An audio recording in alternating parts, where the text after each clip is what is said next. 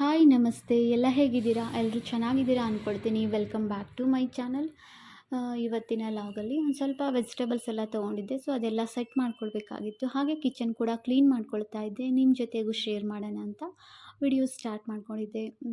ಬೆಳಗ್ಗೆ ಟಿಫನ್ ಎಲ್ಲ ಆದಮೇಲೆ ಒಂದು 10:30 11 ಗಂಟೆ ಸುಮಾರಿಗೆ ಎಲ್ಲ ಕೆಲಸ ಮಧ್ಯಾಹ್ನದವರೆಗೂ ಅಡುಗೆ ಕೆಲಸ ಎಲ್ಲ ಆದಮೇಲೆ ಪಾತ್ರೆಗಳೆಲ್ಲ ಕ್ಲೀನ್ ಮಾಡ್ಕೊಳ್ತಾ ಇದ್ದೆ.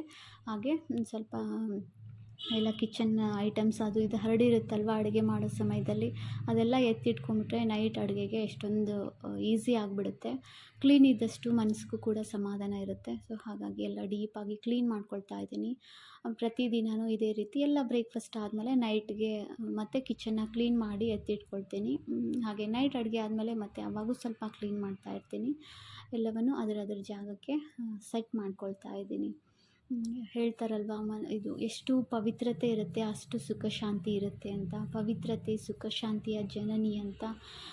ನಾವು ಮನೇನ ಎಷ್ಟು ಕ್ಲೀನ್ ಇಟ್ಕೊಳ್ತೀವಿ ಅಷ್ಟು ನಮಗೆ ಆರೋಗ್ಯದಲ್ಲಿ, ಹಣಕಾಸಿನಲ್ಲಿ ವೃದ್ಧಿ ಆಗ್ತಾ ಇರುತ್ತೆ. ಮಾನಸಿಕ ತೊಂದರೆಗಳಿರಲ್ಲ, ಯಾವುದೇ ಜಗಳಗಳು ಇರಲ್ಲ. ಎಷ್ಟು ಸಾಧ್ಯ ಅಷ್ಟು, ಅದರಲ್ಲೂ ಕಿಚನ್ನ ನಾವೆಷ್ಟು ಕ್ಲೀನ್ ಮಾಡ್ಕೊಳ್ತೀವಲ್ವ ಅಷ್ಟು ನಮಗೆ ಒಳ್ಳೆಯದು. ಅಡುಗೆ ಮಾಡೋರಿಗೂ ಕೂಡ ಅಲ್ಲಿ ಮನಸ್ಸು ಅಷ್ಟೇ ಶಾಂತವಾಗಿ ಅನ್ನಿಸ್ತಿರುತ್ತೆ. ಟೆನ್ಷನ್ ಇರಲ್ಲ. ನೋಡಿ, ಎಲ್ಲ ಹರಡ್ದಂಗಿತ್ತು ಅಂದರೆ ಏನಾರು ಅಡುಗೆ ಮಾಡುವಾಗ ಒಂಥರ ಅಷ್ಟು ಕಂಫರ್ಟ್ ಫೀಲ್ ಇರಲ್ಲ. ಯಾವಾಗ ಪಟ್ ಅಂತ ಕ್ಲೀನ್ ಮಾಡ್ಕೊಂಬಿಟ್ಟಿನೋ ಅಂತ ಅನ್ನಿಸ್ತಿರುತ್ತಲ್ವ. ಸೊ ಎಷ್ಟು ಸಾಧ್ಯ ಅಷ್ಟು ನಾವೆಲ್ಲ ಡೀಪಾಗಿ ಕ್ಲೀನ್ನ ಮಾಡ್ಕೊಳ್ತಾನೆ ಇರಬೇಕು. ಆವಾಗ ಕಿಚನ್ ಕ್ಲೀನ್ ಇತ್ತು ಅಂದರೆ ಅಡುಗೆ ಮಾಡೋರ ಮನಸ್ಸು ಕ್ಲೀನಾಗಿರುತ್ತೆ. ಅಂದರೆ ಅಷ್ಟೇ ಇಂಟ್ರೆಸ್ಟ್ ಇರುತ್ತೆ ಅಡುಗೆ ಮಾಡೋಕ್ಕೆ, ಖುಷಿ ಇರುತ್ತೆ, ಸಮಾಧಾನ ಇರುತ್ತೆ. ನಾವು ಯಾವ ಮನಸ್ಥಿತಿಯಿಂದ ನಾವು ಅಡುಗೆಯನ್ನು ಮಾಡ್ತೀವಿ ಅದು ಊಟ ಮಾಡೋರ ಮೇಲೆ ಕೂಡ ಪರಿಣಾಮ ಬೀರುತ್ತೆ. ಹಾಗಾಗಿ ಅಡುಗೆ ಮಾಡೋರು ಮೊದಲು ಶಾಂತವಾಗಿ ಇದ್ದಷ್ಟು ಅದು ಊಟ ಮಾಡೋರು ಕೂಡ ಒಳ್ಳೆಯದು. ಹೇಳ್ತಾರಲ್ವ, ನಮ್ಮದು ಅನ್ನ ಯಾವ ಥರ ಇರುತ್ತೆ ಮನಸ್ಸು ಅದೇ ರೀತಿ ಆಗುತ್ತೆ. ಜೈಸ ಅನ್ ವೈಸ ಮನ್. ಯಾವ ಥರ ಊಟವನ್ನು ಮಾಡ್ತೀವಿ ನಮ್ಮ ಮನಸ್ಸು ಕೂಡ ಅದೇ ರೀತಿ ಆಗುತ್ತೆ. ಆಚೆ ಕಡೆಗೆಲ್ಲ ನಾವು ಊಟ ಮಾಡಿದ್ವಿ ಅಂದರೆ ಅಲ್ಲಿ ಎಲ್ಲ ಅಡುಗೆ ಮಾಡೋರ ಮನಸ್ಥಿತಿ ಹೇಗಿರುತ್ತೆ ಅಂದರೆ most of the people business mentality ಇರುತ್ತೆ. ವ್ಯಾಪಾರ ಮಾಡೋ ಮನಸ್ಥಿತಿಯಿಂದ ಅಡುಗೆ ಮಾಡ್ತಾರೆ. ನಮ್ಮ ಮೈಂಡ್ ಕೂಡ ಆ ಥರನೇ ಮನಿ ಮೈಂಡೆಡ್ ಥರ ಆಗೋಗೋದು, ಒಂಥರ ಆಗೋಗುತ್ತೆ. ಹಾಗೆ ಅಂದರೆ ಒಂಥರ ಲೋಭ ಇರುತ್ತೆ ಅಲ್ವಾ, ಆಸೆಯಿಂದ ಮಾಡ್ತಿರ್ತಾರೆ ಅವರು, ದುಡ್ಡು ಬರುತ್ತೆ ಅಂತ. ಅದು ನಮ್ಮಲ್ಲೂ ಕೂಡ ಆ ವಿಕಾರದೊಂದು ಭಾವನೆ ಬೆಳೀತಾ ಹೋಗುತ್ತೆ. ಆಮೇಲೆ ಮನೇಲಿ ನಾವು ಏನಾದರೂ ಫುಲ್ ಟೆನ್ಷನ್ ಮಾಡಿಕೊಂಡು ಚೀರಾಡಿಕೊಂಡು ಹಿಂಗೆ ಅಡುಗೆ ಮಾಡ್ತಾಯಿದ್ವಿ ಅಂದರೆ ಅದನ್ನು ಊಟ ಮಾಡಿದವರು ಕೂಡ ಸ್ವಲ್ಪ ಸಮಯ ಬಿಟ್ಟು ಅವರು ಅದೇ ರೀತಿ ವರ್ತನೆ ಮಾಡೋದಕ್ಕೆ ಸ್ಟಾರ್ಟ್ ಮಾಡ್ತಾರೆ. ಒಂಥರ ಕೂಗಾಡೋದು, ಟೆನ್ಷನ್, ಸಿಟ್ಟು, ಜಗಳ ಇದೆಲ್ಲ ಸ್ಟಾರ್ಟ್ ಆಗುತ್ತೆ. ಹಾಗೆ ಏನಾದರೂ ಟಿ ವಿ ನೋಡಿಕೊಂಡು ಇದು ಮೊಬೈಲಲ್ಲಿ ವಿಡಿಯೋಸ್ನೆಲ್ಲ ಹಚ್ಚಿಟ್ಕೊಂಡು ಏನಾದರೂ ವಿಡಿಯೋಸ್ ನೋಡ್ತಾ ಅಡುಗೆ ಮಾಡಿದ್ವಿ ಅಂದರೆ, ಅಥವಾ ಊಟ ಮಾಡುವಾಗಲೂ ನ್ಯೂಸ್ ಎಲ್ಲ ನೋಡ್ತಾ ಇದ್ದರೆ ಅದು ಒಳಗೆ ಹೋಗಿಬಿಟ್ಟು ಆ ಸಬ್ಜೆಕ್ಟ್ ಅದನ್ನು ನೋಡುವಾಗ ನಮ್ಮ ಮನಸ್ಥಿತಿನೂ ಅದೇ ರೀತಿ ಆಗ್ತಾ ಇರುತ್ತೆ. ನೋಡಿ, ಅಲ್ಲಿ ಏನಾದರೂ ಒಂದು ವಿಡಿಯೋದಲ್ಲಿ ಏನಾದರೂ ಕೋಪ ಬರೋದು ಅಥವಾ ನೋವಾಗಂತ ತೋರಿಸ್ತಾ ಇದ್ದರೆ ನಾವು ಕೂಡ ಅದೇ ಥರ ವರ್ತನೆ ಮಾಡ್ತಾ ಇರ್ತೀವಿ ಒಳಗಡೆ. ಅದು ನಾವು ಅಡುಗೆ ಮಾಡುವಾಗಲಿ ಊಟ ಮಾಡುವಾಗಲಿ ಅದನ್ನು ನೋಡ್ತಾ ಮಾಡಿದರೆ ಅದೇ ರೀತಿ ನಮ್ಮ ಭಾವನೆಗಳು ಚೇಂಜ್ ಆಗ್ತಾ ಹೋಗುತ್ತೆ. ಅದರಿಂದಾಗಿ ಕೂಡ ಮನೆಯಲ್ಲಿ ಎಷ್ಟೋ ಜನಗಳು ಈ ವಿಷಯ ಎಷ್ಟೋ ಜನಕ್ಕೆ ಗೊತ್ತಿರಲ್ಲ ಅಲ್ವಾ. ಆಗ ಅದನ್ನು ಟಿ ವಿ ನೋಡ್ಕೊಂಡು ಊಟ ಮಾಡೋದು, ಟಿ ವಿ ನೋಡ್ಕೊಂಡು ಅಡುಗೆ, ಮೊಬೈಲ್ ವಿಡಿಯೋ ನೋಡ್ಕೊಂಡು ಅಡುಗೆ ಮಾಡ್ತಾ ಇರ್ತೀವಿ. ಆಮೇಲೆ ಸ್ವಲ್ಪ ಜಗಳ ಎಲ್ಲ ಮನೆಯಲ್ಲಿ ಸ್ಟಾರ್ಟ್ ಆಗುತ್ತೆ. ಕಲಹಗಳು, ಒಂಥರ ಅಶಾಂತಿ, ಮತ್ತೇನು ಹೇಳ್ತಾರೆ, ಒಂಥರ ವೈಬ್ರೇಷನ್ ಕೂಡ ಒಂಥರ ಆಗ್ತಾ ಹೋಗುತ್ತೆ. ಅದಕ್ಕೆಲ್ಲ ಕಾರಣ ನಾವು ನೋಡ್ತಾ ಇರುವಂಥ ವಿಡಿಯೋಸ್, ಅಡುಗೆ ಮಾಡುವಾಗ, ಊಟ ಮಾಡುವಾಗ ಅದೆಲ್ಲ ನಮ್ಮ ಮನಸ್ಸಿನ ಮೇಲೆ ಪರಿಣಾಮ ಬೀರೋದಕ್ಕೆ ಸ್ಟಾರ್ಟ್ ಮಾಡುತ್ತೆ. ಅದ್ರ ಬದಲಾಗಿ ನಾವು ಏನು ಮಾಡಬೇಕು, ವಿಡಿಯೋಸ್ ನೋಡೋದು ಅಂದರೆ ವಿಡಿಯೋ ನೋಡಲೇಬೇಕು ಅಂತ ಅನಿಸಿದ್ರು ಫುಲ್ ಮೋಟಿವೇಶ್ನಲ್ ಇರಬೇಕು, ಡಿವೋಷ್ನಲ್ ಇರಬೇಕು. ಗಾಡ್ ರಿಲೇಟೆಡ್ ಏನಾದರೂ ವಿಡಿಯೋಸ್ನ ನೋಡೋದ್ರಿಂದ ಅದ್ರ ಪರಿಣಾಮ ಅಡುಗೆ ಮೇಲೆ ಬಿತ್ತು ಅಂದರೆ ಊಟ ಮಾಡೋರು ಕೂಡ ಅದೇ ರೀತಿ ಆಗ್ತಾರೆ. ಅವರು ಯಾವಾಗಲೂ ಶಾಂತವಾಗಿರ್ತಾರೆ, ಖುಷಿಯಾಗಿರ್ತಾರೆ. ಫಿಸಿಕಲ್ ಆರೋಗ್ಯನೂ ಚೆನ್ನಾಗಿರುತ್ತೆ, ಮೆಂಟಲ್ ಆರೋಗ್ಯನೂ ಚೆನ್ನಾಗಿರುತ್ತೆ. ಹಾಗೆ ಕಿಚನ್ ಕೂಡ ಎಷ್ಟು ಸಾಧ್ಯ ಅಷ್ಟು ಪ್ರತಿನಿತ್ಯ ಕ್ಲೀನ್ ಮಾಡಿಕೊಂಡ್ರೂ ಪರವಾಗಿಲ್ಲ. ಬರೀ ನಾವು ಕ್ಲೀನ್ ಮಾಡ್ಕೊಳ್ತಾ ಇದ್ವಿ ಅಂದರೆ ನಮಗೆ ಎವ್ರಿಡೇ ಮಾಡ್ಕೊಳ್ಳೋದ್ರಿಂದ ಜಾಸ್ತಿ ಸಮಯ ತೊಗೊಳ್ಳೋದು ಇಲ್ಲ. 1 ಅವರಲ್ಲಿ ಅಥವಾ ಒಂದು ಹಾಫ್ ಆನ್ ಅವರ್ಗೆ ಎಲ್ಲ ಕಿಚನ್ ಕ್ಲೀನ್ ಆಗ್ತಾ ಇರುತ್ತೆ. ಆಗ ಮನೆ ಕೂಡ ವೈಬ್ರೇಷನ್ ಚೆನ್ನಾಗಿ ಅನಿಸುತ್ತೆ. ನೀವು ಬೇಕಿದ್ದರೆ ಯಾರು ಇನ್ನೂ ಅಷ್ಟು ಡೀಪಾಗಿ ಕ್ಲೀನ್ ಮಾಡ್ಕೊತಿರಲ್ಲ, ಟ್ರೈ ಮಾಡಿ ನೋಡಿ.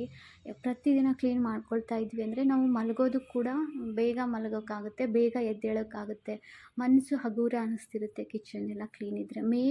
ಇಡೀ ಮನೆಯಲ್ಲಿ ಮೇನ್ ಅಂದರೆ ನಮಗೆ ಕಿಚನ್ನೇ. ಯಾಕಂದರೆ ಊಟ ಎಲ್ಲ ಅಲ್ಲಿಂದನೇ ಹೋಗುತ್ತಲ್ವ, ಕಿಚನಿಂದನೇ. ಕಿಚನ್ ಶುದ್ಧವಾಗಿದ್ದರೆ ಅಡುಗೆ ಮಾಡೋ ಮನಸ್ಸು ಅಷ್ಟೇ ಶಾಂತವಾಗಿರುತ್ತೆ. ಅದ್ರ ಮುಖಾಂತರ ಇಡೀ ಮನೆಯವರಿಗೂ ಕೂಡ ಅದೇ ವೈಬ್ರೇಷನ್ ಹರಡುತ್ತೆ. ಅವರು ಹೆಲ್ದಿಯಾಗಿ ಮತ್ತು ಆರೋಗ್ಯವಾಗಿ ಮತ್ತು ಫಿಟ್ಟಾಗಿ ಇದ್ದರೆ, ಅಂದರೆ ಅವ್ರ ಮನಸ್ಥಿತಿ ಕೂಡ ಫಿಟ್ಟಾಗಿ ಖುಷಿಯಾಗಿದ್ದರೆ ಅದೇ ವೈಬ್ರೇಷನ್ ಮನೆಗೆ ಹರಡುತ್ತೆ.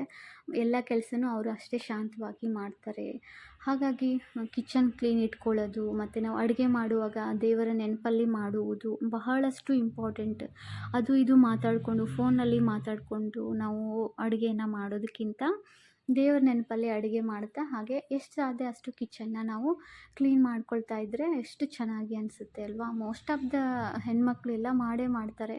ಆದರೂ ಯಾವಾಗಲಾದರೂ ಕೇರ್ಲೆಸ್ ಆಗಿದ್ರೂ ಕೂಡ ನಾವು ಅದನ್ನ ಕೇರ್ಲೆಸ್ ಮಾಡಬಾರ್ದು. ಮೇನ್ ಮನೆಯಲ್ಲಿ ಏನಾದರೂ ಅಶಾಂತಿ ಬರೋದಕ್ಕೆ, ರೋಗಗಳು ಬರೋದಕ್ಕೆ ಮತ್ತು ದುಡ್ಡಿಂದು ಸಮಸ್ಯೆ ಬರೋದಕ್ಕೆ ಎಲ್ಲ ಕ್ಲೀನಿಂಗ್ ಇಲ್ಲದೇ ಇರೋದು ಒಂದು ಕಾರಣ ಆಗಿರುತ್ತೆ. ನೋಡಿ, ಎಲ್ಲ ಕ್ಲೀನ್ ಆದಮೇಲೆ ಈ ಥರ ಕಾಣಿಸ್ತಾ ಇದೆ. ನಾನು ಪ್ರತಿನಿತ್ಯನೂ ಇದೇ ರೀತಿ ಕ್ಲೀನ್ ಮಾಡ್ಕೊಳ್ಳೋ ಪ್ರಯತ್ನ ಮಾಡ್ತಾ ಇರ್ತೀನಿ.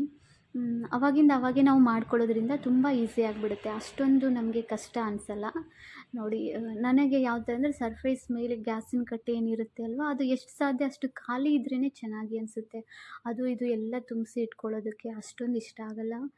ಫುಲ್ ಈ ಥರ ಖಾಲಿ ಇತ್ತು ಅಂದರೆ ಎಷ್ಟು ಸಮಾಧಾನ ಅನ್ನಿಸ್ತಿರುತ್ತೆ. ಕ್ಲೀನ್ ಮಾಡಿರಲಿಲ್ಲ ಅಂದರೆ ನನಗೆ ಅಡುಗೆ ಮಾಡೋದಕ್ಕೆ ಮನಸ್ಸು ಬರ್ತಾ ಇರಲ್ಲ. ನೈಟ್ ಏನಾದರೂ ಹಾಗೆ ಬಿಟ್ಟು ಮಲ್ಕೊಂಡ್ರೆ ಅದು ಅಯ್ಯೋ ಕ್ಲೀನ್ ಮಾಡಬೇಕಾಗಿತ್ತಲ್ಲ ಅಂತಲೇ ಅನ್ನಿಸ್ತಿರುತ್ತೆ. ಸೊ ಹಾಗಾಗಿ ನಾನು ನಿದ್ದೆನೂ ಕರೆಕ್ಟಾಗಿ ಮಾಡಲ್ಲ. ಅದಕ್ಕೋಸ್ಕರ ಏನು ಮಾಡ್ತೀನಿ, ಎಲ್ಲ ಕ್ಲೀನ್ ಮಾಡ್ಕೊಂಬಿಟ್ಟು ಡೇ ಟೈಮಲ್ಲಿ ನಾವು ಕ್ಲೀನ್ ಮಾಡಿದ್ರೆ ನೈಟು ಕೂಡ ನಮ್ಗೆ ಅಡುಗೆ ಮಾಡುವಾಗ ಹೆಲ್ಪ್ ಆಗ್ತಾ ಇರುತ್ತೆ. ಅದಾದಮೇಲೆ ನೋಡಿ, ನಮ್ಮ ಲಕ್ಕಿ ಯಾವ ಥರ ಆಟ ಆಡ್ತಿದ್ದಾಳೆ. ಹಾಗೆ ಎಲ್ಲರೂ ಶಾರ್ಟ್ಸು ವಿಡಿಯೋದಲ್ಲಿ ಕ್ವಶನ್ ಕೇಳ್ತಾಯಿದ್ರು, ಚಿಕ್ಕ ಮರಿ ಇದ್ದಾಗ ಇದು ಕಾಟ್ನೆಲ್ಲ ಕಚ್ಚೋದು, ಏನಾದರೂ ಟೇಬಲ್ ಕಚ್ಚೋದು ಮಾಡ್ತಿರುತ್ತೆ, ಏನು ಸೊಲ್ಯೂಷನ್ ಅಂತ. ನಾನು ಯಾವ ಥರ ಮಾಡಿದೆ ಅಂದರೆ, ನಮ್ಮ ಲಕ್ಕಿನೂ ಫುಲ್ಲು ಟೇಬಲೆಲ್ಲ ಕಚ್ಕೊಂತಲೇ ಕುಂತಿರ್ತಾ ಇತ್ತು ಚಿಕ್ಕ ಮರಿ ಇದ್ದಾಗ. ಹಲ್ಲುಗಳೆಲ್ಲ ಅದಕ್ಕೆ ಒಂಥರ ಆಗ್ತಿರುತ್ತೆ ಬೆಳೀತಾ ಇರೋದ್ರಿಂದ. ಆವಾಗ ಏನು ಮಾಡಿದೆ, ಫುಲ್ ಟೇಬಲ್ನೆಲ್ಲ ತಿಂದು ಅದ್ರ ಹೊಟ್ಟೇಲಿ ಹೋಗಿಬಿಡುತ್ತೆ. ಎಷ್ಟು ಹೆಂಗೆ ಕಚ್ಚುತ್ತೆ ಅಂದರೆ, ಆ ವುಡ್ಡು ಎಷ್ಟೇ ಹಾರ್ಡ್ ಇದ್ದರೂ ಕೂಡ ಕಾಟು ಟೇಬಲೆಲ್ಲ ಅದ್ರ ಹೊಟ್ಟೆ ಒಳಗೆ ಹೋಗ್ಬಿಡ್ಬೇಕು ಪೀಸು, ಅಷ್ಟು ಜೋರಾಗಿ ಕಚ್ತಾ ಇತ್ತು. ಅದಕ್ಕೆ ನಾನೇನು ಮಾಡಿದೆ, ಒಂದಿನ ಸ್ವಲ್ಪ ಖಾರದ ಪುಡಿಯನ್ನು ನೀರಲ್ಲಿ ಕಲಿಸ್ಕೊಂಡು ಇಡೀ ಬಾರ್ಡರ್ಗೆಲ್ಲ ಯಾವ ಟೇಬಲ್ ಕಚ್ಚುತ್ತೆ ಆ ಟೇಬಲ್ ತುದಿಗೆಲ್ಲ ಅದನ್ನ ಖಾರದ ಪುಡಿ ನೀರನ್ನ ಹಚ್ಚಿ ಇಟ್ಟಿದ್ದೆ. ಅದಾದಮೇಲೆ ಅದು ಒಂದಿನ ಕಚ್ಚೋದಕ್ಕೆ ಹೋಗಿದೆ. ಅದು ಸ್ಮೆಲ್ಗೋ ಅಥವಾ ಅದು ಖಾರ ಹತ್ತಿದೆ ಅಲ್ವಾ, ಅವಾಗಿಂದ ಕಂಪ್ಲೀಟಾಗಿ ವುಡ್ನ ಕಚ್ಚೋದನ್ನೇ ಸ್ಟಾಪ್ ಮಾಡಿಬಿಡ್ತು. ನೋಡಿ ಹೆಂಗೆ ಕಚ್ಕೊಂಡು ಕುಂತಿದೆ. ನಾವು ಯಾರು ಇರಲಿಲ್ಲ ಅಂದರೂ ಫುಲ್ಲು ಕಚ್ತಾನೇ ಇರ್ತಿತ್ತು. ಕಚ್ಚಿ ಅದು ಅರ್ಧ ಕಟ್ಟಾಗಿ ಹೋಗಿತ್ತು. ಹಂಗೆ ಭಯ ಆಗೋಯ್ತು ನನಗೆ. ಆ ಪೀಸೆಲ್ಲ ಕಟ್ ಮಾಡಿ ಎಲ್ಲೋ ಅವಳ ಹೊಟ್ಟೆಗೆ ಹೋಗ್ಬಿಡುತ್ತೆ ಅಂದ್ಬಿಟ್ಟು ಏನು ಮಾಡಬೇಕು ಅಂತ ಗೊತ್ತಾಗಿಲ್ಲ. ಅದಕ್ಕೆ ಅವಳಿಗೆ ಟಾಯ್ಸ್ ಕೊಟ್ಟರು, ಏನು ಕೊಟ್ಟರು ಸ್ಟಾಪ್ ಮಾಡ್ತಾ ಇರಲಿಲ್ಲ. ಅದಕ್ಕೆ ಖಾರದ ಪುಡಿ ಹಚ್ಚಿದೆ ಒಂದಿನ, ಆವಾಗ ಸ್ಟಾಪ್ ಮಾಡ್ತು. ಏನದು ಕಂಪ್ಲೀಟಾಗಿ ಕಚ್ಚೋದನ್ನೇ ಬಿಟ್ಬಿಡ್ತು. ನೀವೂ ಆ ಥರ ಟ್ರೈ ಮಾಡಿ. ಏನು ಅದಕ್ಕೆ ಖಾರ ಹತ್ತುತ್ತಾ ತೊಂದರೆ ಆಗುತ್ತಾ ಏನೂ ಇಲ್ಲ. ಒಂದು ಸರಿ ಸ್ವಲ್ಪ ಟೇಸ್ಟ್ ಗೊತ್ತಾಗ್ಬಿಟ್ರೆ ಅದು ಮುಟ್ಟೋದೇ ಇಲ್ಲ, ಬಿಟ್ಬಿಡುತ್ತೆ ಖಾರ ಇತ್ತು ಅಂದರೆ.